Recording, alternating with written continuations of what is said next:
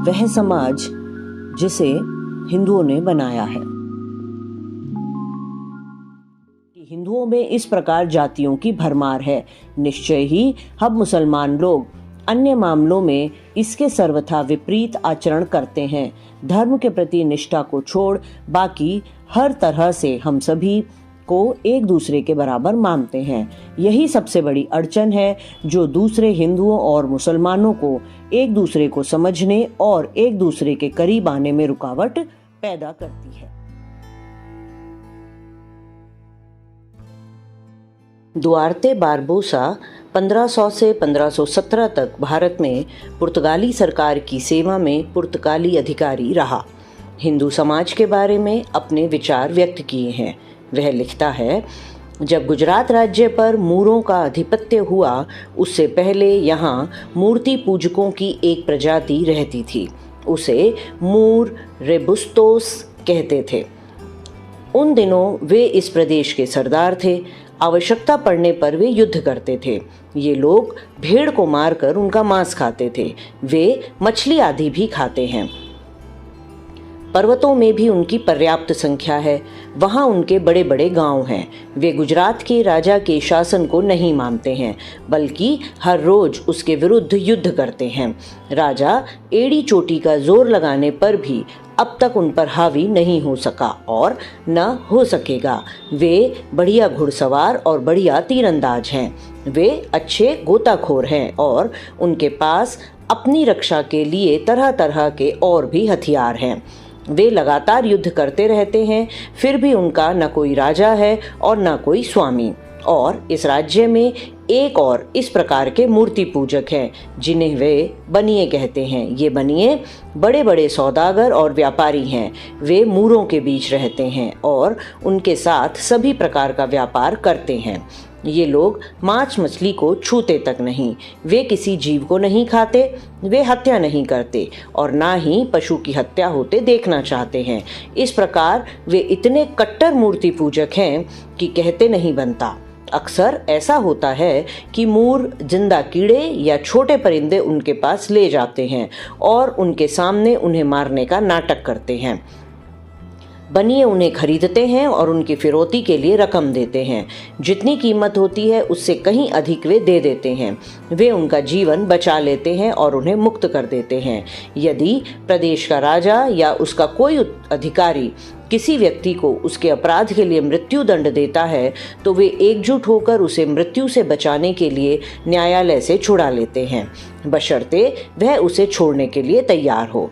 इसके अलावा मूर भिखारी जब इन लोगों से भिक्षा प्राप्त करना चाहते हैं तो वे अपने कंधों तथा पेट को बड़े बड़े पत्थरों से कूटते हैं, मानो कि वे उनके सामने अपनी हत्या कर डालेंगे। वे ऐसा ना करें और वहां से शांति के साथ चले जाएं, इसके लिए बनिए उन्हें ढेर सारी भीख दे देते हैं। बहुत से और भिखारी चाकुओं से अपनी बाहें और टांगे चीरते हैं। इन्हें भी वे हत्या से बचाने के लिए भारी मात्रा में भीख देते हैं। अन्य प्रकार के भिखारी उनके द्वार पर जाते हैं और उनके लिए चूहे और सांप मारने का नाटक करते हैं और उन्हें भी वैसा करने से रोकने के लिए वे बड़ी बड़ी रकम दे देते हैं। इस प्रकार मूर उनकी बड़ी इज्जत करते हैं। जब सड़क पर इन बनियों के सामने चींटियों का कोई झुंड आ जाता है तो वे पीछे हट जाते हैं और प्रयास करते हैं कि उनके ऊपर पैर ना पड़ पाए। अपने घरों में वे दिन के उजाले में ही खाना खा लेते हैं। न दिन में और न रात में वे लैंप जलाते हैं। इसका कारण यह है कि कुछ छोटी छोटी मक्खियाँ उसकी लौ में जलकर भस्म हो जाएंगी। यदि रात को रोशनी की ज़रूरत आ ही पड़े तो उनके पास वार्निश किए गए कागज़ या कपड़े की लालटेन होती है ताकि कोई जीवित प्राणी उसमें घुसकर लौ का ग्रास न बन जाए। यदि इन लोगों के सिर में जूं पैदा हो जाए तो वे उन्हें मारते नहीं, लेकिन यदि वे उन्हें बहुत ज़्यादा सताने लगें तो वे खास आदमियों को बुला लेते हैं।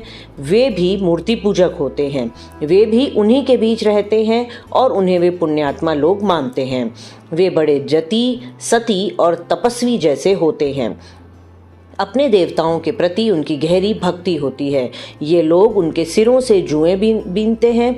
जितनी जुएं वे बीनते हैं उन्हें वे अपने सिर में डालते जाते हैं और उन्हें वे अपने रक्त पर पनपने देते हैं। उनकी धारणा है कि इस प्रकार वे अपने आराध्य देव की महती सेवा करते हैं। इस प्रकार वे सब के सब बड़े आत्मसंयम के साथ अपने अहिंसा के नियम का पालन करते हैं। दूसरी ओर वे पक्के सूदखोर होते हैं। वे माप तोल तथा अन्य अनेक प्रकार के माल व सिक्कों में भारी हेराफेरी करते हैं। वे परले सिरे के झूठे होते हैं। गेहूं वर्ण के ये मूर्ति पूजक लंबे और देखने में सुंदर और मृदु होते हैं। वे चटक रंग के वस्त्र पहनते हैं। उनका भोजन सात्विक और स्वादिष्ट होता है। उनका प्रिय भोजन है दूध, मक्खन, शक्कर, भात और विविध प्रकार के अनेक मुरब्बे। उनके खाने में फल, साग और सब्जी की भरमार रहती है। जहाँ जहाँ वे रहते हैं वहाँ वहाँ उनके फलों के उद्यान, बगीचे और तालाब होते हैं। इन तालाबों में स्त्री पुरुष दिन में 2 बार स्नान करते हैं। उनका कहना है कि जब वे स्नान कर लेते हैं तो उस समय तक के उनके सारे पाप धुल जाते हैं। हमारी स्त्रियों के भांति ये बनिए लंबे लंबे केश रखते हैं। वे उन्हें लपेटकर सिर पर गांठ की शक्ल दे देते हैं और उसके ऊपर पगड़ी पहनते हैं। इस प्रकार उनके केश सदा जूड़े के रूप में रहते हैं। अपने केशों में वे फूल तथा सुगंधित इत्र आदि लगाते हैं। सफ़ेद चंदन के साथ केसर तथा अन्य सुगंधित द्रव्यों को मिलाकर वे उसका लेप अपने शरीर पर करते हैं। वे बड़े श्रृंगार प्रिय लोग होते हैं। वे सूती अथवा रेशमी लंबे कुर्ते और लंबी नोक वाले कामदार जूते पहनते हैं। उनमें से कुछ रेशम और जरी के छोटे कोट पहनते हैं। वे हथियार नहीं रखते। हथियार के नाम पर उनके पास केवल सोने और चांदी के काम वाले नन्हे चाकू होते हैं। इनके 2 कारण होते हैं। एक तो यह कि उनका हथियारों से बहुत कम वास्ता पड़ता है। दूसरा यह कि उनकी रक्षा तो मूर करते हैं। ब्राह्मण मूर्ति पूजकों की एक और जाति भी है जिसे लोग ब्राह्मण कहते हैं। वे पुजारी होते हैं। मंदिरों पर इन्हीं का कब्जा होता है। पूजा घर इन्हीं के नियंत्रण में होते हैं। वे मंदिर बड़े बड़े होते हैं। इनसे भरपूर आमदनी होती है। उनमें से अनेक मंदिर दान दक्षिणा पर चलते हैं। इन मंदिरों में लकड़ी, पत्थर और तांबे की अनेक मूर्तियां होती हैं। इन मंदिरों में वे अपने आराध्य देवों के सम्मान में बड़े बड़े समारोह करते हैं और हमारी ही तरह उनकी पूजा अर्चना में ढेर सारी मोमबत्तियां, दिए जलाते हैं और घंटे घड़ियाल बजाते हैं। इन ब्राह्मणों और मूर्ति पूजकों का जो धर्म है वह होली ट्रिनिटी यानी पिता, पुत्र और पवित्रात्मा के त्रय की प्रतीकात्मक अभिव्यक्ति से बहुत कुछ मिलता जुलता है। वे होली ट्रिनिटी तीनों देवों का परम सम्मान करते हैं। वे सदैव तीनों देवों में परम देव की पूजा करते हैं जो उनकी दृष्टि में सच्चा ईश्वर है, समूची सृष्टि का सृजनहार है। उनके अनुसार अन्य अनेक देवता हैं जो होली ट्रिनिटी के अधीन हैं। जहाँ कहीं भी इन ब्राह्मणों तथा मूर्ति पूजकों को हमारे चर्च मिलते हैं वहाँ वे जाते हैं और हमारी मूर्तियों की पूजा अर्चना करते हैं। वे सदा ही सांता मारिया की चर्चा करते हैं। वैसे उन्हें इस बारे में कुछ पूरी जानकारी है। हमारी ही रीति से वे चर्च का सम्मान करते हैं और कहते हैं कि हमारे और आपके बीच तो नाम मात्र का अंतर है। वे किसी भी मारी गई वस्तु को नहीं खाते, न ही वे किसी की हत्या करते हैं। स्नान का उनके लिए बड़ा महात्म्य है। उनका कहना है कि स्नान से तो वे तर जाते हैं। कालीकट के इस राज्य में ब्राह्मण नामक एक जाति भी है। उनमें हमारे पादरियों की भांति पुजारी होते हैं। उनकी चर्चा में अन्यत्र कर चुका हूँ। वे सब एक ही भाषा बोलते हैं और केवल ब्राह्मण का बेटा ही ब्राह्मण हो सकता है। जब वे 7 वर्ष के होते हैं तो अपने कंधे पर बिना कमाई खाल की 2 अंगुल चौड़ी पट्टी धारण करते हैं। यह पट्टी एक जंगली पशु की खाल की होती है जिसको क्राइवा मृगम कहते हैं और वह जंगली पशु गधे जैसा होता है। जब वह 7 वर्ष तक पान नहीं खा सकता, इस पूरी अवधि के बीच वह इस पट्टी को पहने रहता है। जब वह 14 वर्ष का हो जाता है तो वे उसे ब्राह्मण की दीक्षा देते हैं। वे उसकी चमड़ी की पट्टी उतार लेते हैं और उसे 3 सूत्रों वाला धागा यज्ञोपवीत पहना देते हैं। उसे वह आजन्म धारण करता है और वह उसके ब्राह्मण होने का प्रमाण पत्र होता है। इस रस्म को वे बड़ी धूमधाम और उल्लास से करते हैं। ठीक उसी प्रकार जिस प्रकार हम उस पादरी के लिए करते हैं जो पहले पहल अपना मांस ईसाई पर्व विशेष गाता है। उसके बाद वह पान खा सकता है, लेकिन मांस व मछली नहीं खा सकता। भारतीयों में उनका बड़ा आदर व सम्मान होता है। जैसा कि मैं बता चुका हूँ कि वे चाहे कोई भी अपराध करें सर्वथा अबध्य होते हैं। उनका अपना प्रधान ही उन्हें छोटा मोटा दंड दे देता है। हमारी भांति वे केवल एक बार शादी करते हैं और केवल सबसे बड़ा पुत्र ही शादी कर सकता है। वह घर का प्रधान समझा जाता है, जैसे वह किसी छोटी मोटी रियासत का मालिक हो। अन्य भाई आजन्म अविवाहित रहते हैं। ये ब्राह्मण अपनी पत्नियों को पूर्ण सुरक्षा प्रदान करते हैं, उन्हें पूर्ण सम्मान देते हैं। कोई अन्य व्यक्ति उनके साथ संभोग नहीं कर सकता। यदि उनमें से किसी की पत्नी मर जाती है तो वह पुनर्विवाह नहीं करता। लेकिन यदि कोई स्त्री अपने पति के साथ विश्वासघात करती है तो उसे विष देकर मार दिया जाता है। जो भाई अविवाहित होते हैं वे नायर स्त्रियों के साथ संभोग करते हैं। वे इसे अति सम्मानजनक समझती हैं और चूंकि वे ब्राह्मण होते हैं अतः कोई भी स्त्री अस्वीकार नहीं करती। फिर भी वे उम्र में अपने से बड़ी स्त्री के साथ संभोग नहीं करते। वे अपने अपने घरों और नगरों में रहते हैं और मंदिरों में पुजारी काम करते हैं। यहाँ वे दिन की निश्चित अवधि में पूजा, प्रार्थना और मूर्तियों का अभिषेक करते हैं। इनमें से कुछ ब्राह्मण राजाओं की हर प्रकार से सेवा करते हैं, लेकिन वे युद्ध नहीं करते। राजा के लिए भोजन केवल ब्राह्मण या उसका सगा संबंधी ही तैयार कर सकता है। वे दूध का भी काम करते हैं। वे अन्य देशों को पात्र, धन और माल लाने ले जाने का काम करते हैं। वे जहाँ भी चाहें बेखटके और बेखौफ आ जा सकते हैं। कोई भी उनको क्षति नहीं पहुँचाता है, तब भी नहीं जब राजा युद्ध के लिए चला जाता है। वे ब्राह्मण मूर्ति पूजा में पारंगत होते हैं और इस संबंध में उनके पास अनेक ग्रंथ होते हैं। राजा इन ब्राह्मणों का बड़ा सम्मान करते हैं। मैं अनेक बार नायरों की चर्चा कर चुका हूँ, पर फिर भी मैंने अभी तक नहीं बताया है कि उनके तौर तरीके क्या हैं। मालाबार के इस प्रदेश में नायर लोगों की एक और जाति है। उनमें उदात्त लोग होते हैं। युद्ध में भाग लेना ही उनका एकमात्र धर्म व कर्म है। जहाँ कहीं वे जाते हैं वे सदा ही हथियारों से लैस रहते हैं। कुछ के पास तलवार और ढाल होती है, कुछ के पास तीर कमान होते हैं और कुछ के पास भाले होते हैं। वे सभी राजा और अन्य बड़े बड़े सामंतों के साथ रहते हैं, लेकिन सभी को वेतन राजा से या उन बड़े बड़े सामंतों से मिलता है जिनके साथ वे रहते हैं। केवल नायर वंश का व्यक्ति ही नायर हो सकता है। अपनी उदात्त मर्यादा में वे निष्कलंक होते हैं। वे निम्न जाति के किसी व्यक्ति को स्पर्श नहीं करते।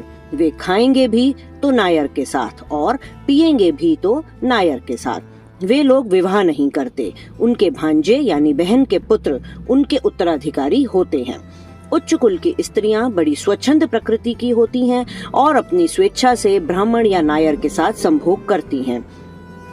लेकिन मृत्यु के भय से वे अपने से किसी नीची जाति के व्यक्ति के साथ संभोग नहीं करती। जब लड़की 12 वर्ष की हो जाती है तो उसकी माता बड़ा उत्सव मनाती है। जब कोई माता देखती है कि उसकी पुत्री ने उक्त आयु प्राप्त कर ली है तो वह अपने सगे संबंधियों तथा मित्रों से अपनी पुत्री के विवाह की तैयारी करने के लिए कहती है।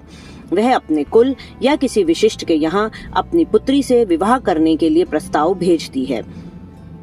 इस पर वह सहर्ष स्वीकृति देता है। वह एक छोटा सा आभूषण बनवाता है जिसमें आधी अशर्फी भर सोना होता है। वह माला की तरह होता है। इस आभूषण के बीचों बीच एक छेद होता है। उसमें सफेद रेशम के धागे की डोरी पड़ी होती है।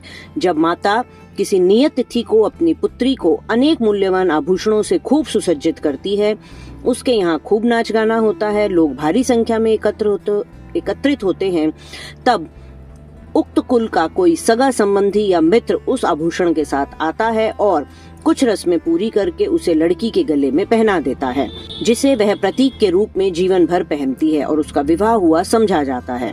यदि वह माँ का सगा संबंधी होता है तब वह उस लड़की के साथ संभोग किए बिना वापस जाता है। यदि वह सगा संबंधी नहीं होता तब वह उस लड़की के साथ संभोग कर सकता है, लेकिन वह वैसा करने के लिए बाध्य नहीं होता। उसके बाद माता खोज करती है और किसी युवक से अपनी पुत्री के कौमार्य के भंग करने का अनुरोध करती है। उसे नायर ही होना चाहिए। वे स्वयं किसी अन्य महिला के कौमार्य को भंग करना अपमानजनक और गंदा समझते हैं। जब कोई व्यक्ति एक बार उसके साथ संभोग कर लेता है तो फिर वह पुरुषों के साथ सहवास के योग्य हो जाती है। तब माता अन्य युवा नायरों से पूछताछ करती है कि क्या वे उसकी पुत्री का भरण पोषण करना चाहते हैं, क्या वे उसे अपनी गृहिणी के रूप में स्वीकार करना चाहते हैं, ताकि 3-4 नायर उसके साथ जीवन यापन के लिए तैयार हो जाएं और हर व्यक्ति के प्रतिदिन भरण पोषण के लिए राशि मिलती रहे। जितने अधिक प्रेमी होते हैं वह उतना ही अधिक उसके लिए सम्मानजनक होता है। प्रत्येक का समय नियत कर दिया जाता है। प्रत्येक उसके साथ एक दिन दोपहर से अगले दिन दोपहर तक समय बिताता है। इस प्रकार वे शांति से रहने लगते हैं। किसी प्रकार की अशांति या लड़ाई झगड़ा नहीं होता। यदि उनमें से कोई उसे छोड़ना चाहता है तो वह उसे छोड़ देता है और दूसरी के साथ रहने लगता है। वह भी यदि किसी पुरुष से ऊब जाए तो वह उसे चले जाने के लिए कह देती है और वह चला जाता है या उससे समझौता कर लेता है। यदि उनसे कोई बच्चे पैदा हो जाएं तो वे माता के साथ रहते हैं और माता को उनका लालन पालन करना पड़ता है, क्योंकि वे उन्हें किसी की भी संतान नहीं मानते। यदि उनसे उनकी शक्ल मिलती जुलती है तो भी वे उन्हें अपनी संतान नहीं मानते, न ही उनकी जायदाद के उत्तराधिकारी होते हैं। जैसा कि मैं बता चुका हूँ कि उनके उत्तराधिकारी उनके भांजे यानी उनकी बहन के पुत्र होते हैं। उनका कहना है कि नायरों के राजाओं ने यह नियम इसलिए बनाया कि कहीं बच्चों के लालन पालन के फेर में पड़कर वे उनकी सेवा से विमुख ना हो जाएं।